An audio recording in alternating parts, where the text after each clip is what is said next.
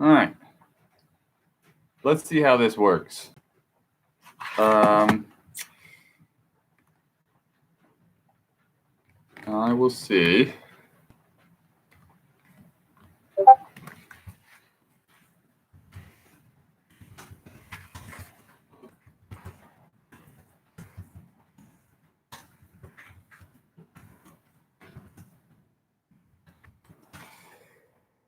Let's see if anybody's around to tell me if this is too choppy or if you can actually hear me. You can ignore the video piece of it. I think what we're going to do is to take the video out and put this onto the podcast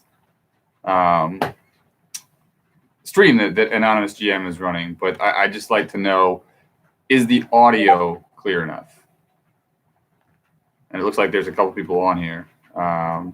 So if you could let me know in the Slack channel, or I think you can chat here.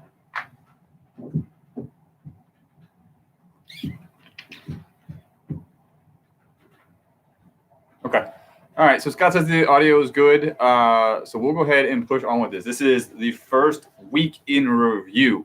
I'm going to try to do something more regular because this has been inconsistent at best. I'll do it for a week and then I'll just appear for 6 months. And this maybe once a week is a good strategy here, right? So the week leading up to spring training featured 4 Rockies trades, 1 trade of a MLB Pro superstar, and a couple of free agent signings that are worth mentioning, as well as the reveal of Justin Soze's top 5 MLB Pro left fielders, which I think has a couple of people that we can discuss them being left off that list, and some names that I want to toss out there. So let's go ahead and do the week in review, the last week without baseball for another year or so. Let's start. Where to start?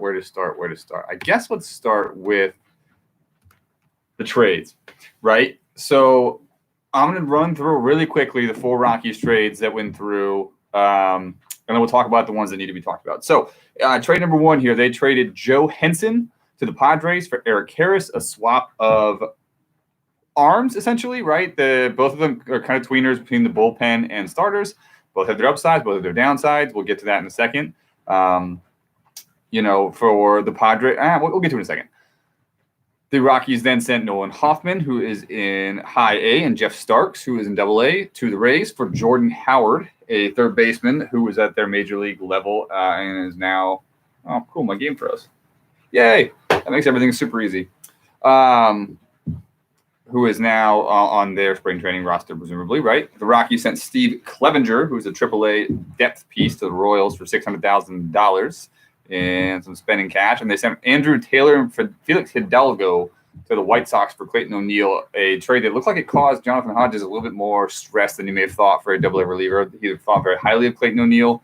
I think Taylor looks like a 4th outfielder there, and Felix Hidalgo, we'll see. He's in double-A. He's a middling guy. They're going to try him out a couple different places. They like his control, which, to Jonathan Hodges' credit, he pointed out, is a rare thing nowadays. So let's start with Henson and Harris, right? The breakdown we got for Henson and Harris is essentially that the deal was made because the Padres were coming up against re-signing some players and having salary cap issues going into the next couple of years, not expecting to compete in 2021, looking to build their bullpen for 2022. And they think Joe Henson's a nice piece in their bullpen in 2022. Harris has been good for them, right? And I think, good stretch, but he's been serviceable for them. And I think that the Rockies are hoping they can make use of his overpowered sinker to really keep the ball in play there in Coors Field. But we'll see, right? I don't think it's a trade that makes a bunch of waves, but it's the last of a couple of trades we got here heading into spring training.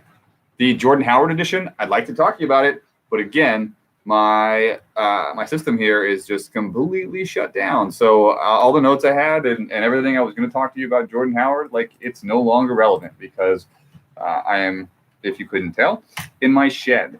And my scouting report, if you will, of all these players is just no longer accessible to me, which is wonderful. So Jordan Howard, look, the Astros, the Rockies team is very, very good. Right. So if I'm going to look at a guy coming out of the out of the Tampa organization, who's probably solid, right? But I can't imagine he's going to crack this starting lineup or be a 6-win player, right? For the Rockies, right? He's a 25-year-old infielder who has played well. Yeah, I mean, he's going to strike out a ton. He's got good contact, plays a couple positions. He can run. He's probably a utility guy, right? So, again, nothing to write home about there. Clevenger, just a player they didn't want, got a little cash for him. Clayton O'Neill is very interesting, right? He's not going to help the Rockies right now, which is typically where their focus lies. So it's interesting to see them making a trade for the future. But I like O'Neill, and I think he'll be good in Colorado long term. From the White Sox side of things, I think Andrew Taylor is a 4th overall outfielder. Makes a lot of sense going into spring for a team that's looking to compete for the American League Central Division. I think they can. I don't think Taylor pushes them over that hump, but I think they've got a good team. I think it's going to be between them and the Indians here. 2 more trades that we need to talk about here before we get to the trade. That would be the first one, the 5th team in most people's eyes in the American League West, bringing in yet another arm as Josh Johnson continues his what can only be described here as a go-round, right, or a merry-go-round of teams, joins the Oakland A's staff, which is good, very good, right? But that was never really the weak point of the A's team. Josh Johnson will join Walker Buehler, Lucas Giolito, Zach Greinke, Shelby Miller, Joe Austin, James Tate. There's a lot of guys out there in that team that can really, really hurl the ball. The question would be, can they hit? Josh Johnson came over with a big salary, right? Obviously, the White Sox are going to hold on to 25% of that retained. I don't know if he had retention from other teams. He probably did going into this thing. So it may not cost the A's much from a financial side of things, but it just, again, they keep focusing on pitching, and I think the A's need to fix the offense. So, we'll see if that's going to end up working or not, but this is where we are. We do. Excellent. The big trade, obviously. Hot damn, boys. Thunder. I have not heard thunder all winter. And, of course, now I'm sitting in my shed. Bryce Harper finally dealt, right? After a couple of weeks of talking, Bryce Harper was sent from the Toronto Blue Jays to the Arizona Diamondbacks, a team that didn't really surprise anyone when they popped up as the team that ended up buying him. But I don't think that a lot of people had them as, like, the team to watch out for here, right? I know that a lot of people were looking at the Braves. There were some people looking at the Houston Astros, which, Matt Wells came out and said, it doesn't make any sense. Why would I do this? And I looked at the team and I agree. I don't know why he would have done it. There were a lot of teams that were in on Bryce Harper. Him going to Arizona is fun, right? They didn't gut their farm system. They still have a ton of talent in the desert.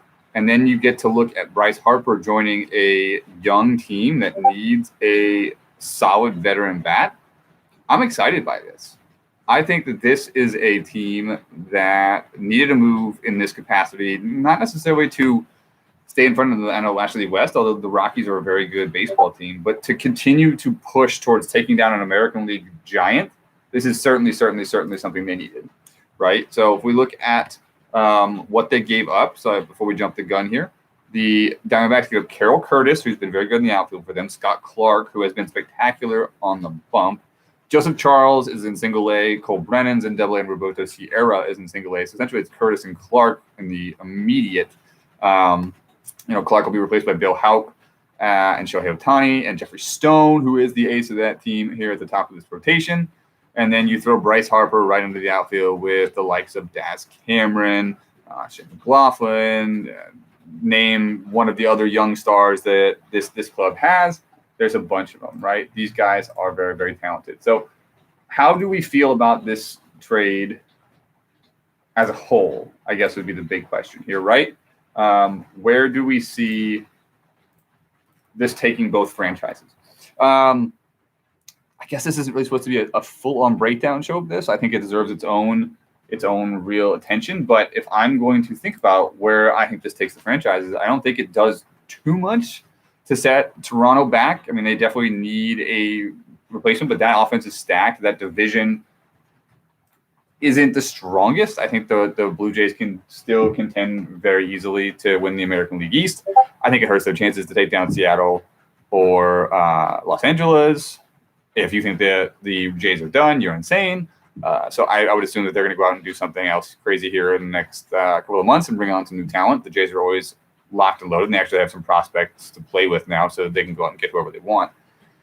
More importantly, I think it takes the Arizona Diamondbacks back in front of the Colorado Rockies as the favorite in the American League or National League West, if they weren't already, right? And I think that you could make an argument that the Rockies have done nothing but improve since last year, but this is a team right now in the Arizona Diamondbacks that I just find it hard to root against, right? I mean, 1 through 9, I like their hitters. Juan Marine at the top, Daz Cameron at the 2 spot, Jeremy Scott in the 3 hole, who's probably going to compete for a lot of different awards this year. Vlad Guerrero Jr. still has room to improve, but is an absolute monster already at third base. Bryce Harper slides in at 5, right behind him.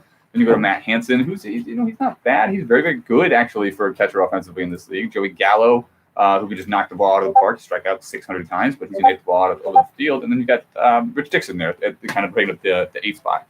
You can slide Ohtani in as a pitcher every 5 days.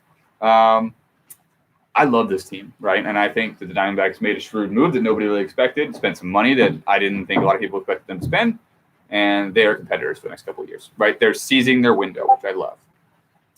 Like I said, I don't want to have a full breakdown here. I just want to go through the notes, right? What happened this week. So that's what happened from a trade perspective. From the free agent signings side of things, there were 2 signings. Brett Marshall, the pitcher, signed for the Los Angeles Angels, which immediately made everybody assume that Brett Marshall was the second coming of, I don't know, Clayton Kershaw, I assume, just because anytime the Angels get involved in somebody, you have to assume that he is a very, very good player. He did perform below his career averages last year in Miami, right? He started 10 games, pitched 108 innings to a 5.4 ERA with a 3.26 BABIP, which is way higher than his career. You know, he's an aging right-hander. He keeps the ball on the ground. He still throws pretty hard at 30. Had great control. Coming off his stint in the American League with the Rays specifically, he made 33 starts in 2018, 33 starts in 2019. Doesn't walk many people. Doesn't strike out a ton either. Keeps the ball in the park for the most part, right? And that's something the Angels need. Honestly, if you can rock a 5 ERA in LA, you're probably going to win 20 games. And I think Brett Marshall is more than capable of that. And at $5.6 million in a 1-year deal, that's a steal. I like what the Angels did here, extending their window as they are aging, as their rotation and their bullpen do tend to be the question marks for this team. But, again, Matt playing the long game here with his pitching staff that I am a big fan of. The other piece that got signed would be Julio Figueroa for the Houston Astros, right? A lot of questions about where he actually fits in here, as they are likely to start Fernando Tatis Jr. at short for the year. They do have Aaron Wino White at second, and they got Bill L.A. at third. So their infield is stacked. For a guy like Figueroa to come in, I would have to assume he's going to be kind of a utility guy, right? He doesn't have the history of playing a lot of these positions historically well. He's basically been a shortstop his entire MLB Pro career. But he's got the range. He doesn't make a lot of errors. Like, he could get a shot at second and third in a pinch. I would have to assume that that's what Houston's doing, right? He had a shit year in Minnesota last year. But if you go beyond last year, he's been very, very good. He was excellent for the Washington Nationals. So I would assume Matt is trying to take a 1-year flyer with $11 million he wasn't going to spend anywhere else and give Figueroa a shot, right? He's injury protection, and he is just a good guy to have on the bench here. He's a good name to have. So I got no problem with it.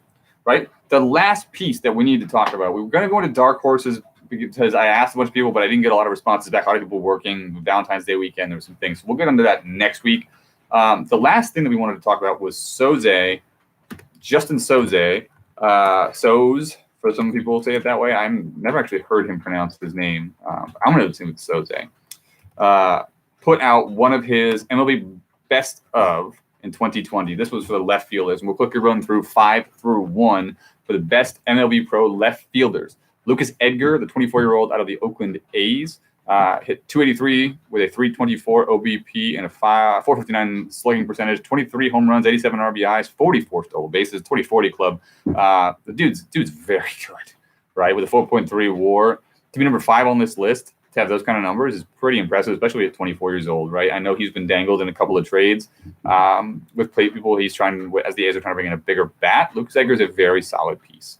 Bryce Harper, formerly of the Toronto Blue Jays, currently of the Arizona Diamondbacks, comes in at number 4, the 28-year-old, 273, 381, 454 slash line with 25 home runs, 88 RBIs, 106 runs, and only 7 stolen bases with a 4.6 WAR. I mean, he's just who he is, right? The guy wins awards year after year. I think you overlook how good he is based on the name and the recognition, but Bryce Harper is very good. Mark Baker's another one of those guys, 29 years old, slash 294, 341, 542 with 37 home runs and 100 RBIs. Jesus, Mark Baker. 30-30 club, 37 home runs, 31 stolen bases, a 6.5 WAR. Whew. He's one of those guys that I lose track of in the Mariners lineup because they're so good, but he has been spectacular since he came over in that trade from Diamondbacks in 2012. Josh Wilcox is the name that if you're not in the National League East, maybe you don't know him very well. He's only 26, slash 296, 364, 528 with 29 home runs and 30 stolen bases, just narrowly missing out on the 30-30 club, 6.4 WAR. He has been consistent every year.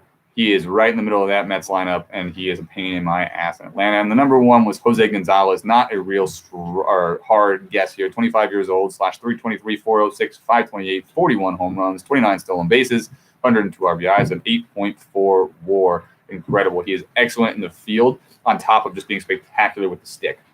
Right? Why I wanted to talk about this, there were a couple of names that got left off this list that I thought were worth mentioning. I don't know if they take anybody's place, but Steve Winter of the Colorado Rockies did not make this list. And I am a really, really big fan of what Steve Winter does for this team. He actually led the league last year at this position with a 327 average, a 408 OBP, only 5.2 WAR, probably due to his low power numbers, not driving in a ton of runs, and honestly didn't steal any bases either. He's never going to. He's going to get on base, and he's going to get on base a ton. He's not great in the field either, which may be why he doesn't get these high ratings. But I am a big fan of Steve Winter. He's getting up there in age, almost to be 29 this year, I think. He is going to be a free agent after the year. He's currently making $17 million. He's probably going to cash in here in the free agency, or on some sort of a extension with Fed. He wants to keep this train rolling. But I thought Steve Winter was worth a mention. A guy that isn't mentioned on this list that I want to watch out for in 2021 is Dave Tatum of the Baltimore Orioles. The guy can absolutely mash the ball. Now, yes, he is going to strike out a ton, and yes, he is atrocious in the outfield. But good news is he plays DH for the most part. Maybe that's why he's not on this list. But he did play a lot of left field last year, enough to be eligible in the statistical categories to look at him. And he hit 37 home runs with 92 RBIs on a really, really bad team. Right? He did strike out 160 times as well. But if we are all, I don't know if we all are, but I am expecting a jump forward for the Orioles this year with a lot of these young guys getting called up and finally getting a chance. Nick Senzel is finally on the major league roster. For those of you who've been waiting for years, he got 19 games last year. He produced pretty well. You put Senzel in there with Cook, Guzman Morales, Antonio, Vaughn, Ortega. There's a lot of other pieces here that they could still call up to fill out this lineup, and their pitching depth and their farm system is spectacular. Watch out for Dave Tatum. If he can hit 40 home runs again this year, he can go over 120, 130 RBIs and really make a dent. If he plays in left field, I would like to see him on this list in 2021's best of. That's it for the weekend review. We're coming up on the first week of spring training. I will see you all on the 22nd to talk about how the first week of spring training went. In the meantime, if you got anything you guys want to talk about, let me know. And I'm out of here.